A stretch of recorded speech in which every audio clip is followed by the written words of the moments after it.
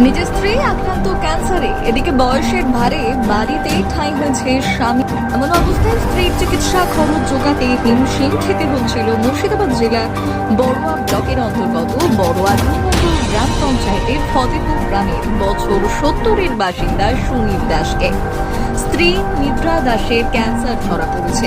বিগত ৫ বছর হলো তারপর হয়েছে অস্ত্রোপচার, কিন্তু বর্তমানে আর্থিক সংকটে পড়ে চিকিৎসা প্রায় বন্ধ হয়ে যাচ্ছিল। কোথাও কোনো দিশা না পেয়ে সুনীলবাবু কয়েকদিন আগেই সাহায্যের আশায় গিয়েছিলেন স্থানীয় গ্রাম পঞ্চায়েতে। সেখান থেকে খবর যায় তৃণমূল নেতা মাহে আলমের কাছে এবং তাদের সেই আবেদন অভিষেক বন্দ্যোপাধ্যায়কে জানানোর পর আজ অভিষেক বন্দ্যোপাধ্যায়ের পক্ষ থেকে নগদ অর্থ সহ খাদ্য সামগ্রী ও আগামী দিনে চিকিৎসার যাবতীয় সুব্যবস্থা করে দেওয়ার আশ্বাস পেল বৃদ্ধ দম্পতি। বড়ুয়া ব্লকের বিভিন্ন অসহায় দরিদ্র আগেও বলেছি নির্যাতন অনেকে যারা নিচে বসবাস করে সেই সমস্ত মানুষদের আপনারা জানেন যে আমাদের বাংলার মাননীয় মুখ্যমন্ত্রী মমতা বন্দ্যোপাধ্যায় এবং আমাদের বাংলার যুবরাজ তথা আমাদের নেতা অভিষেক বন্দ্যোপাধ্যায় সবসময় বলে থাকেন যে মানুষের সঙ্গে মিশে মানুষের পাশে দাঁড়াতে হবে, মানুষের কাজ করতে হবে। আমরা যখন রাজনৈতিক একজন কর্মী বা লিডার করতে পারি, রাজনীতিক কথা বলতে পারি, একজন রাজনৈতিক কর্মী একজন রাজনৈতিক লিডারের কাজ হচ্ছে মানুষের মানুষকে সাহায্য করা, মানব সেবাই হচ্ছে সবথেকে বড়। এটা আমি মনে করি। তাই সেইভাবে আমরা বড়ুয়া ব্লকের বিভিন্ন প্রান্তে আজও আজকে আপনারা দেখতে পাচ্ছেন এই বড়ুয়া ব্লকের বড়ুয়া ২ নম্বর জিপির আন্ডারে এই ফতেপুর গ্রামে আপনার সুনীল কুমার দাসের স্ত্রী আপনার নিদ্রা দাস, তিনি ক্যান্সারে আক্রান্ত। সেটা গত কয়েকদিন আগে আমাদের পঞ্চায়েতের প্রধানের কাছে গিয়েছিলেন। তারা বিভিন্ন সময় আমরা এই সমস্ত কাজ করে বেড়াই, আমাদেরকে সোশ্যাল মিডিয়ার মাধ্যমে দেখতে পাই সেই সমস্ত মানুষ।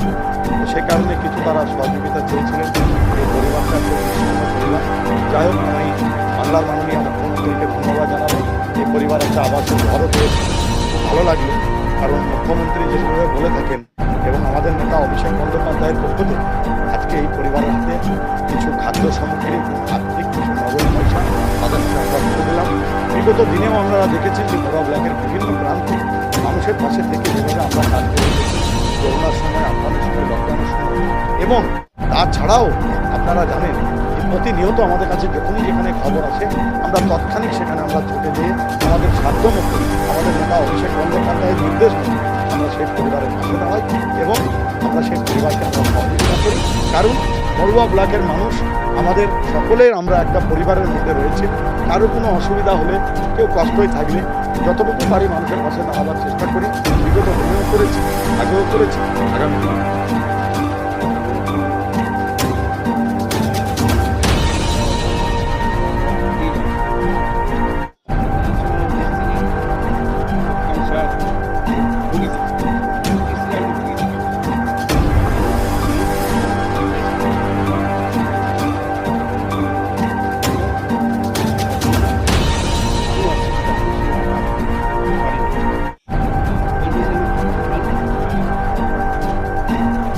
তিনি উপকার হলো। এখন আমার স্ত্রী সময়ে বাড়ে, আবার সময়ে ভালো থাকে। সার আগে করেছিল আমাদের মুনি, কয়েক মানে 20 কেজি মতন চাল, 25 কেজি। যাই হোক, এখন আমার সার পেয়েছি, কিছু পয়সা দিয়েছে, তারপরে কিছু খাবার দিয়েছে গাড়ি থেকে, তো সারা এখন থেকে কিছু চাল আছে, এটা আমার এখন অনুদান দেখতে দিয়ে গেল স্যার।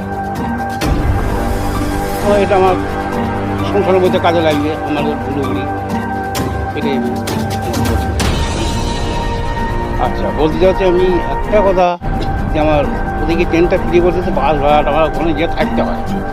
2 দিন, 3 দিন, 3 দিন হয়ে যায়, কোনো 4 দিন হয়ে যায়। এক বললাম তো উনি বললে বেশ দেখছি, এই কথাই বললে একটা কিছু বলবো, এইটাই বলবো। আর যে ওখানে হোটেলে খেতে হয়, তারপরে সময় দেয়, আবার একটা যা করবো, তা বাস ভাড়াটা যোগাযোগ পাচ্ছি না। ট্রেনটা আমি ফিরে পেয়ে আমি এইটাই আমি আর যোগাযোগ পাচ্ছি। সরকারের সাহায্যে ওরাও আউটার থেকে যেটা পারে সেটা ওষুধটা দেয়, সেই ওষুধ এখন সেরকম কোন সময় কিনতেও হয় আমাকে, সেই ওষুধ আবার কিনে সেখানে পয়সা আমাকে ঋণ করতে হয়, সেই ঋণ আমার বুদ্ধিটা আমাকে দিতে হয়। আমার নাম সুনীল কুমার দাস, আমার স্ত্রীর নাম হলো নিদ্রা দাস।